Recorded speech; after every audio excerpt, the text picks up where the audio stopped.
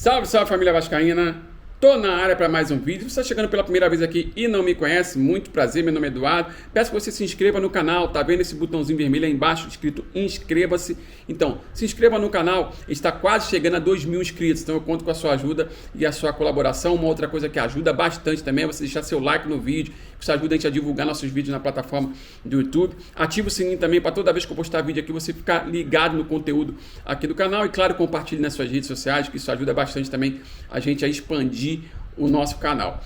Hoje é dia de falar do jogador Andrei Santos, jogador da base, jogador que destaque absoluto nas categorias de base do Vasco, jogador fundamental na Série B do ano passado, né? Ajudou demais o Vasco a conquistar esse chorado e sofrido acesso para a Série A. Né? Foi vendido para o Chelsea, foi uma situação que eu particularmente não gostei. Eu esperava, com essa questão de SAF, né, com agora o Vasco com poder de investimento, eu esperava uma mudança de ciclo.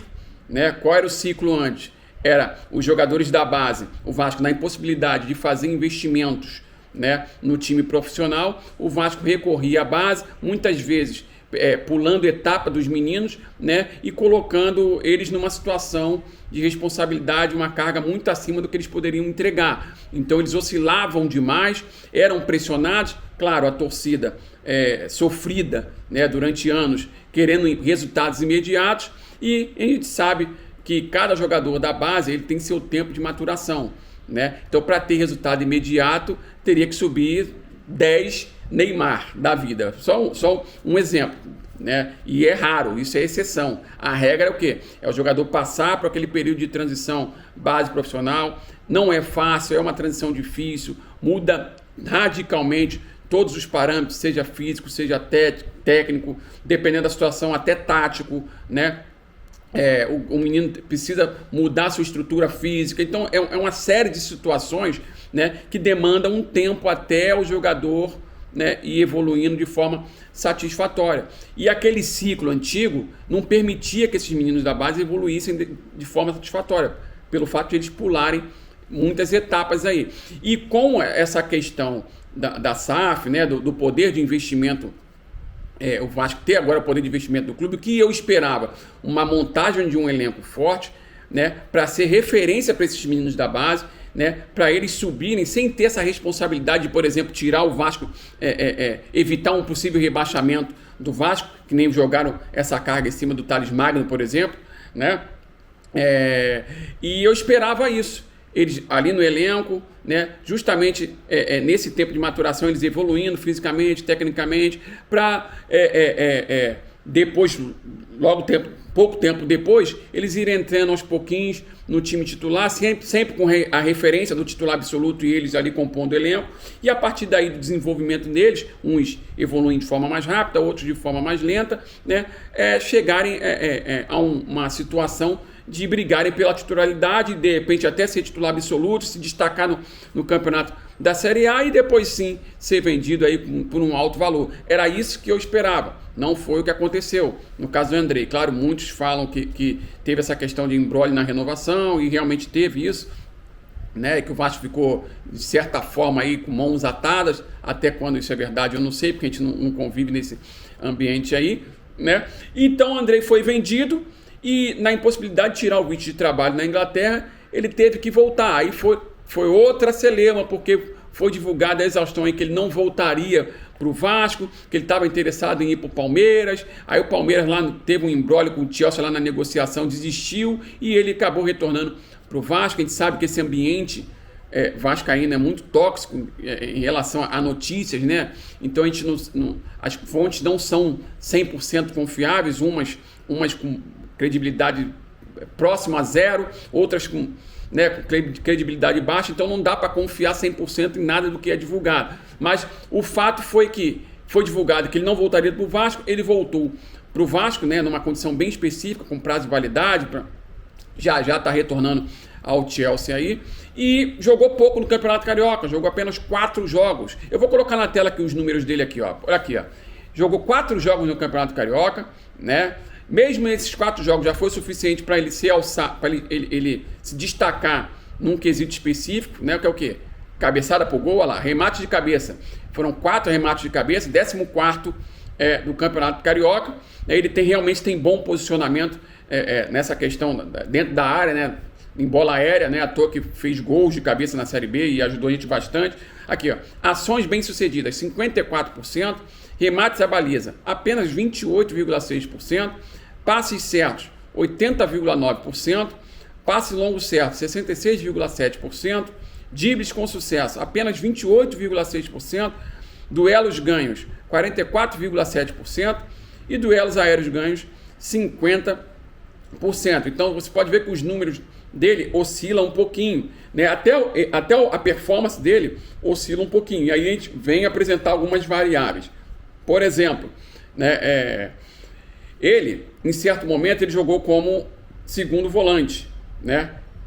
Vamos lá, o Vasco, quando ataca no 4-3-3. Então a disposição do meio campo fica um primeiro volante na frente da zaga e esses dois aqui, meias, né, que vai e volta. Então fica, quando o Vasco ataca, tem a primeira linha que é o goleiro, a segunda linha os 4 defensores, a terceira linha seria o primeiro volante, a quarta linha fica os 2 que jogam por dentro e os atacantes de campo que jogam lá de campo que jogam por fora, e a quinta linha o Pedro Raul.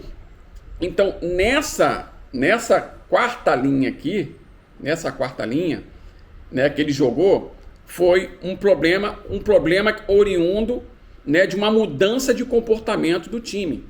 Então vamos lá, vamos relembrar alguns fatos aqui. O Vasco, até o jogo da vitória contra o Flamengo, que ele não jogou, ele só jogou dali para frente, né, o Vasco tinha um comportamento específico. Que comportamento específico era esse? O Vasco adiantava suas linhas, marcava em bloco alto, pressionando o homem da bola, pressionando as opções de passe para o homem da bola, né, e tinha o defeito de não fechar a linha de passe e em certos momentos não fazer essa marcação pressão no homem da bola com eficiência ou a marcação pressão pós perda de bola com eficiência, e isso permitia com que o adversário quebrasse essa primeira linha de marcação do Vasco com passe por dentro ou até passe longo, colocando a terceira linha, o primeiro volante, e a segunda linha do Vasco, os 4 defensores, em condição de igualdade numérica ou até de inferioridade numérica.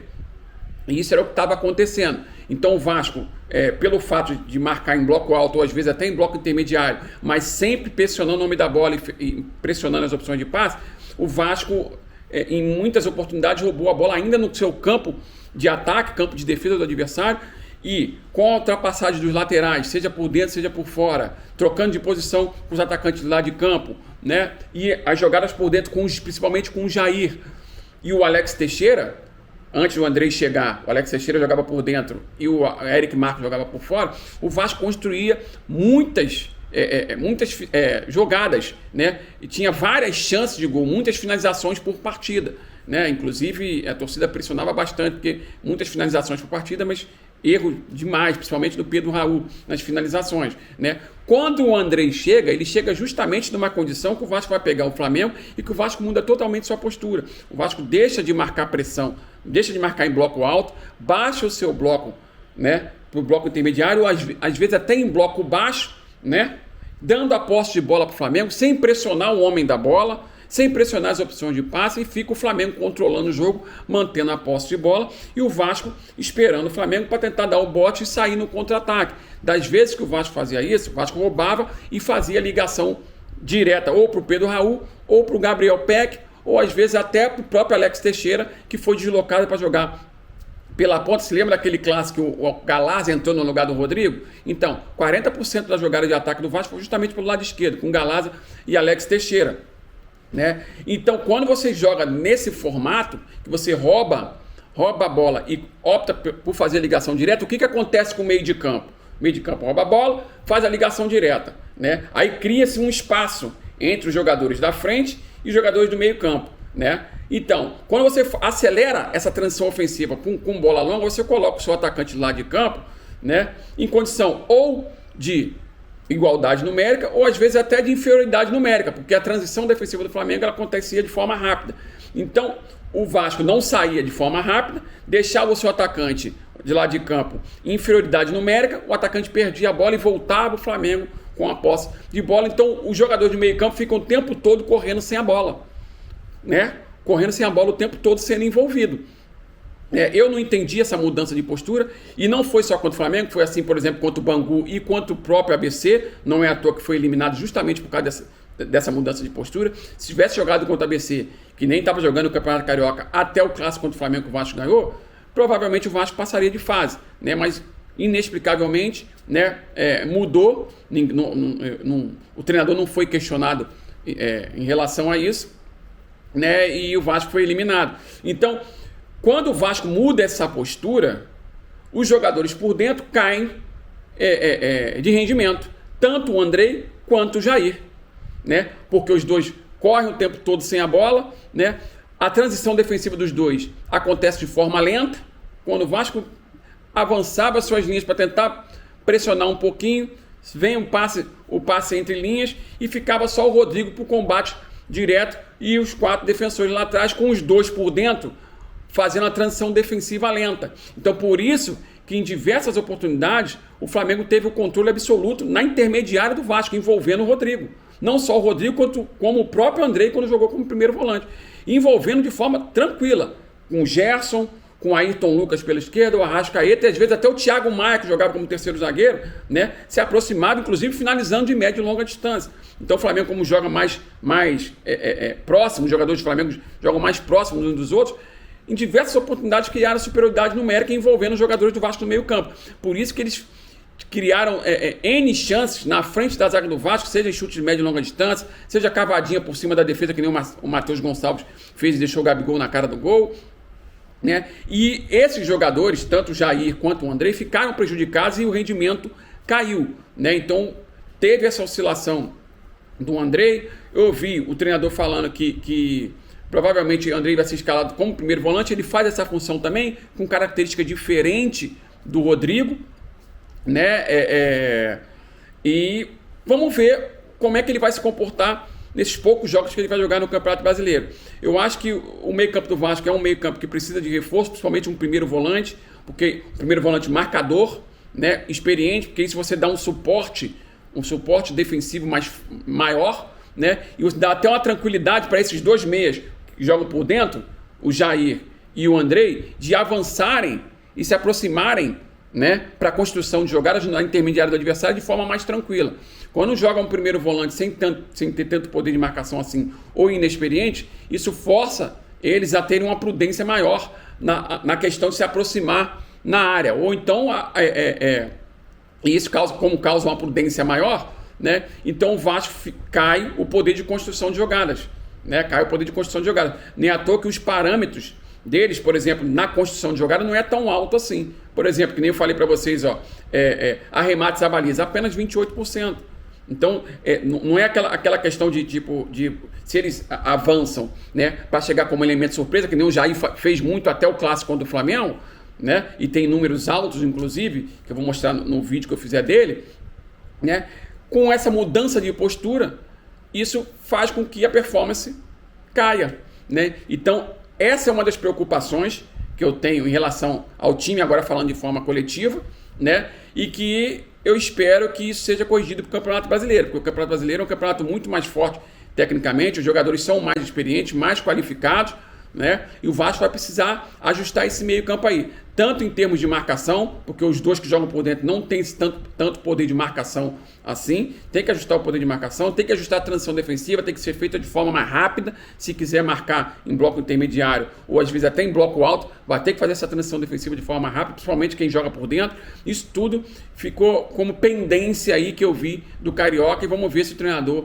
com esse tempo aí de 1 mês aí de preparação, vai conseguir ajustar isso. Claro, a gente espera a chegada de reforços, porque esse time precisa de reforços para a Série A. Mas no geral foi isso, não foi uma performance do Andrei nesses 4 jogos de destaque assim, oscilou bastante, né, cometeu algumas falhas de posicionamento no meu ponto de vista, principalmente na parte defensiva, né, dando muito espaço para os jogadores do Flamengo construir a jogada, virar a bola, né, de um lado para o outro, manter a posse de bola sem ser pressionado, né? Então vamos ver como vai ser a performance dele no Campeonato Brasileiro. E vocês, o que vocês acharam da performance do Andrei nessa volta, nesse retorno dele aí ao time? Comenta aí embaixo, quero saber a opinião de vocês. Esse foi o vídeo de hoje, espero que vocês tenham gostado. Se vocês gostaram, peço mais uma vez que se inscreva no canal, deixe seu like no vídeo, ative o sininho para toda vez que postar vídeo você receber as notificações.